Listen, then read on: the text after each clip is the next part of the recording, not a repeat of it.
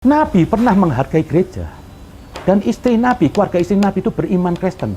Nabi dinikahkan oleh pendeta Waraqah bin Nawfal yang beriman Kristen. Ini kan agamanya Siti Khadijah ini kan disembunyikan. Apa agamanya Siti Khadijah? Yang pasti dia bukan penyembah berhala. Yang pasti dia bukan Yahudi. Agamanya apa? Tetapi kalau kita lihat dari pernikahannya dengan Nabi Muhammad tidak pernah berpoligami. Ya. Di Jazirah Arabia, Yahudi berpoligami. Penyembah berhala, musyrik juga berpoligami. Orang Islam berpoligami. Yang tidak berpoligami agamanya apa? Nah, nanti Bapak yang menjawab sendiri. Tetapi yang jadi pertanyaan bagi saya, yaitu ketika Nabi Muhammad Shallallahu Alaihi Wasallam menerima wahyu, dikonsultasikan dengan seorang ahli spiritual. Siapa namanya? Waraqah bin Nawfal, seorang pendeta. Nabi Muhammad, Nabi kita, mengkonsultasikan wahyu itu dengan seorang pendeta. Jadi Khadijah ini siapa sebetulnya? Ini jadi masalah. Ini sebetulnya ada yang disembunyikan. Ya. Jadi silakan kesimpulkan saja agamanya apa. Tidak mau dimadu dan mengkonsultasikan wahyu itu dengan seorang pendeta. Jadi agamanya apa? A'udzubillahi minasyaitonirrajim. Kalian dengar sendiri kan pernyataan dari kedua tokoh tadi atau kedua orang tadi, yaitu pernyataan dari si Kribo dengan Buya Syakur, di mana keduanya mengiyakan dan membenarkan istri pertama Rasulullah Shallallahu Alaihi Wasallam adalah seorang Nasrani. Nauzubillah min dzalik. Saya di sini sebagai seorang Muslim merasa sedih dan sakit hati. Ya, sakit hati. Di mana Ummul Mukminin yaitu Siti Khadijah sebagai seorang wanita yang pertama kali memeluk Islam, beriman kepada Rasulullah, jatuh cinta kepada akhlak dan Tuhannya Rasulullah, lalu dinyatakan sepanjang hidupnya memeluk agama Nasrani atau Kristen. Tentulah di sini penyampaian sejarah yang tidak bersumber dari sesuatu yang bisa kita pastikan itu adalah sesuatu yang sahih, yaitu hadis. Nauzubillahi min dzalik. Ketika kita mempelajari suatu sejarah, tentunya kita harus belajar pada sumber-sumber yang sahih. Apakah Buya Syakur di sini khilaf atau lupa akan sejarah yang sebenarnya? Terlepas dari pembahasan Buya Syakur, kita tanggapi dulu pembahasan yang pertama, yaitu pernyataan dari si Kribo, yaitu dimana Kribo menyebutkan bahwa Rasulullah SAW dinikahkan menurut keyakinan Nasrani. Tentulah ini pernyataan yang tidak tepat. Jadi pernyataan ini sangat perlu untuk kita klarifikasi. Yang pertama, dulu disebutkan bahwa Siti Khadijah itu bukan orang Nasrani, melainkan ahli kitab. Kitabnya Nabi Isa alaihi salam, bukan Kristen atau Nasrani. Dan ingat ya teman-teman, kekristenan yang dianggap atau disematkan kepada Siti Khadijah itu tidak sepenuhnya benar. Karena pada zaman Siti Khadijah dulu, bahwa ajaran dari Nabi Isa itu terpecah menjadi dua. Ini menjadi golongan yang besar. Yang pertama adalah orang yang menuhankan Nabi Isa, dan yang kedua adalah golongan ahlul kitab, di mana masih beriman kepada tauhid, kepada Allah Subhanahu wa taala, dan menganggap Nabi Isa adalah Rasul. Karena apa? Di dalam kitab Nabi Isa diterangkan bahwa akan ada nabi setelahku, yaitu yang bernama Ahmad. Dan inilah yang disebutkan di dalam Al-Quranul Karim, bahwa celakalah bagi orang-orang yang merubah Alkitab dengan tangannya. Ya, jadi memang telah dijelaskan bahwa kitab itu dari pertama ditulis dan sampai sekarang itu banyak mengalami revisi, banyak sekali yang direvisi, dirubah-rubah, perjanjian lama dan perjanjian baru atau apa mereka menyebutnya. Intinya di dalam Islam kita harus beriman kepada Al-Quran, bahwa kitab-kitab sebelum Al-Quran itu telah dirubah oleh tangan manusia. Nah, itulah kenapa Rasulullah diangkat sebagai Rasul untuk menjadi nabi penutup serta membawa orang-orang dari zaman jahil kepada zaman terang benderang, yaitu kepada Islam rahmatan lil alamin.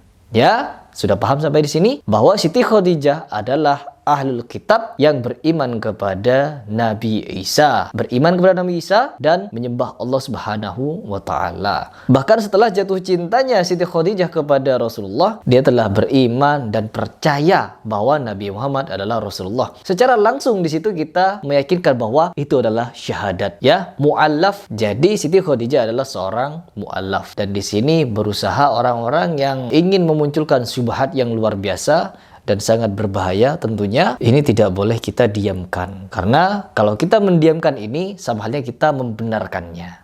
Tidak boleh. Baik, kita lanjutkan kepada pembahasan, yaitu di mana Buya Syakur juga mengiyakan serta memberikan argumen yang lebih komplit tidak jelas. Yang pertama, di mana Rasulullah SAW ketika menerima wahyu pertama dan mengkonsultasikannya kepada ahlul kitab. Nah, memang benar Nabi Muhammad dibawa atau dipertemukan kepada Waraqah bin Nawfal, yaitu ahlul kitab yang percaya kepada seluruh nabi dan juga beserta Nabi Muhammad. Ya, Waraqah bin Nawfal ini juga beriman kepada Nabi Muhammad bahwa dia adalah seseorang yang disebutkan oleh kitabnya, yaitu seorang nabi yang bernama Ahmad. Karena apa? Waraqah bin Nawfal menyatakan bahwa apa yang datang kepadanya itu adalah sesuatu yang juga datang kepada Nabi Musa dan kepada nabi-nabi yang lain sampai kepada Nabi Isa alaihissalam, yaitu malaikat Jibril, ya, malaikat yang sama menyampaikan wahyu kepada Nabi Isa dan juga kepada Nabi Muhammad. Ya, jelas ya bahwa di sini agama Siti Khadijah beserta para keluarganya bukan Nasrani, bukan Kristen, tapi melainkan Alkitab. Mereka masih beriman kepada Alkitab yang ditulis atau yang diturunkan kepada Nabi Isa. Sekali lagi, ini adalah suatu syubhat yang sangat luar biasa yang disampaikan oleh seorang yang mungkin dianggap tokoh seperti Buya Syakur, dan juga orang yang sangat berbahaya pemikirannya seperti si Kribo ini. Kalau si Kribo ini sudah jelas dia membahayakan akidah setiap pemahamannya. Oke, kita lanjutkan pembahasannya, bahwa Buya Syakur juga menambahkan ketika waktu itu kenapa bisa diidentifikasi bahwa agama Siti Khadijah adalah Nasrani, dan diidentifikasi atau dinyatakan oleh Buya Syakur bahwa Siti Khadijah di sini memeluk agama Nasrani karena agama Nasrani yang tidak membenarkan adanya poligami. Seolah-olah di sini perihal poligami adalah perihal hawa nafsu, yang dimana Rasulullah mementingkan hawa nafsu untuk berpoligami. Sedangkan hukum poligami tidak diturunkan di masa Siti Khadijah masih hidup. Belum diturunkan di masa Siti Khadijah. Tetapi di sini perihal atau hukum dari poligami diturunkan setelah Nabi Muhammad hijrah dari Mekah ke Madinah. Baru di Madinah lah ayat poligami itu turun serta Rasulullah melakukan apa yang Allah perintahkan, yaitu berpoligami. Sedangkan di masa Siti Khadijah itu belum diturunkan hukum poligami. Karena apa? Al-Quranul Karim ini diturunkan oleh Allah Subhanahu wa taala tidak turun semua. No, tetapi Al-Quran diturunkan secara berkala atau bertahap, satu persatu. Untuk apa? Untuk menetapkan segala hukum yang ada di dalamnya kepada orang-orang yang masih jahil. Jadi Al-Quran diturunkan satu persatu atau bertahap. Bukan satu ayat, bukan satu surat, tapi dalam satu hukum atau di dalam suatu ketentuan. Ini adalah sebagian dari hukum fikih, ya. Kalau kita mempelajari hal ini harus benar-benar serius dan tidak boleh sembarangan di dalam menafsirkannya. Mungkin ini adalah khilaf yang dilakukan oleh Buya Syakur. Ini sangat berbahaya bahwa kita juga mempelajari hukum poligami. Ingat, poligami itu dilakukan oleh di dunia. Bahkan Islam sebelum masuk ke Indonesia pun poligami sudah ada. Di mana di dalam kerajaan-kerajaan dia memiliki istri beserta istri 1, 2, 3 dan juga selir-selirnya, ya. Itu kita sudah tahu. Ada yang menyebutkannya dengan selir atau apalah itu. Tetapi di dunia agama manapun itu ada atau melakukan poligami, ya entah itu orang Yahudi, entah itu orang Buddha dan lain sebagainya. Di fase Mekah itu risalah tauhid, baru fase awal. Dakwahnya terbatas, kalangan orang tertentu. Yang ada kurang lebih 40 orang, dikenal dengan as-sabiqunal awwalun. Tantangan tinggi, dakwah baru dimulai, mana sempat Nabi kepikiran poligami. Sedangkan semua tugas-tugas yang ada itu, Masya Allah, tersempurnakan, tercukupkan dengan sosok Sayyidah Khadijah. Butuh harta sudah ada, disiapkan. Bahkan oleh Allah kan disiapkan sebelumnya dengan keadaan Sayyidah Khadijah. Menikah dengan A, menikah dengan B, harta bertambah. Ternyata kan salah satu hikmahnya support Nabi Muhammad.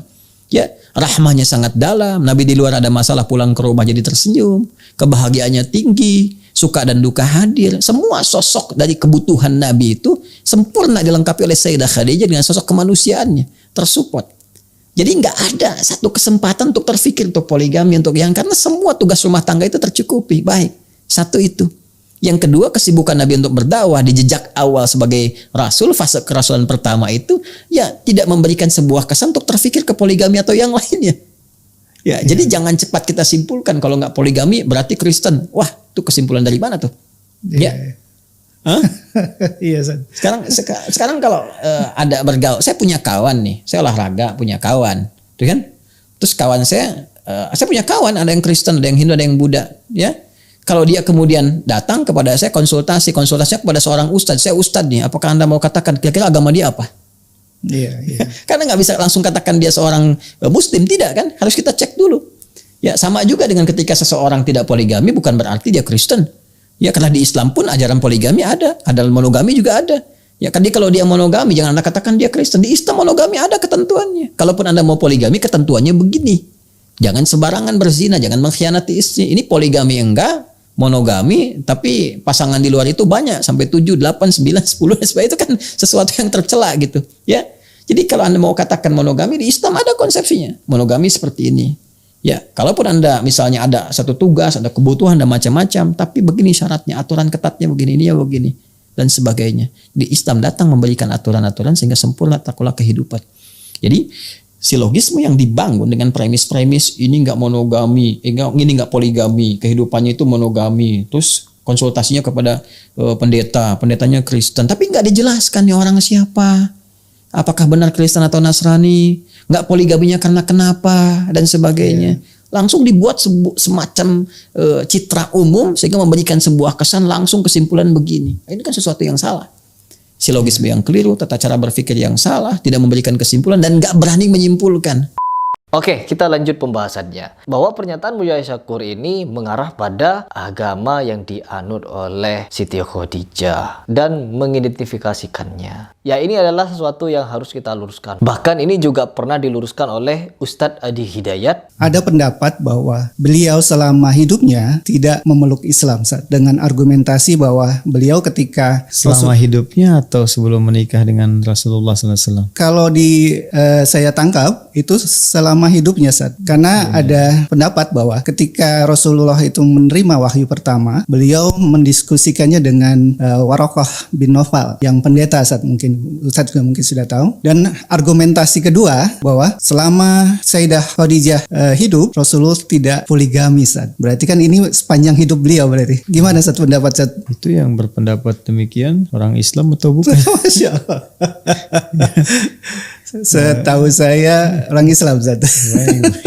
Ya, itu kan mungkin referensinya berbeda, kita bisa anggap begitu, Ustaz. Ya, itu pertanyaan dasar. Makanya tadi saya tegaskan apakah yang dimaksudkan sebelum menikah dengan Rasulullah, kan? Ataukah ya tadi seperti Anda katakan kan yang berpendapat sepanjang hidup. Saya kira ini pernyataan yang tidak ilmiah ya. Ya, di pernyataan Ustadz Adi Hidayat itu menyebutkan bahwa orang yang menyatakan Siti Khadijah itu dari pertama kenal Rasul sampai wafat masih beragama Nasrani, itu adalah pernyataan yang jahat atau pernyataan yang tidak bersumber, tidak memiliki data yang valid, informasi yang hoax, palsu, dan wajib diluruskan. Nah, baik teman-teman, kita sebagai seorang muslim di dalam mempelajari suatu akidah atau risalah Rasulullah atau risalah orang-orang soleh terdahulu tidak boleh setengah-setengah, bahkan kita harus mempelajari dari sumber-sumber yang benar-benar valid dan orang yang bisa kita percaya. Dan kalau kita mendengar pernyataan dari si Kripo, maka sangat kita akan terjebak di dalam syubhat dan tentunya kita akan salah arah ketika mengikuti orang seperti dia. Dan tentunya kepada pernyataan Buya Syakur ini terdapat pernyataan-pernyataan yang juga mengandung syubhat ya, dan ini sudah diluruskan oleh beberapa ulama kita dan orang-orang ahli sejarah mengenai perjalanan Islam di dunia atau pertama kali oleh Rasulullah. Baik teman-teman, mungkin itu saja yang ingin saya sampaikan kepada kalian ya. Semoga video ini bisa bermanfaat. Apabila di video ini ada yang salah, pasti itu datangnya dari saya, kebodohan saya, kekhilafan saya, dan ketidaktahuan saya. Saya mohon maaf apabila ada yang salah. Namun apabila ada yang benar, itu murni datangnya dari Allah Subhanahu wa taala. Saya Heri Pras mengucapkan salam.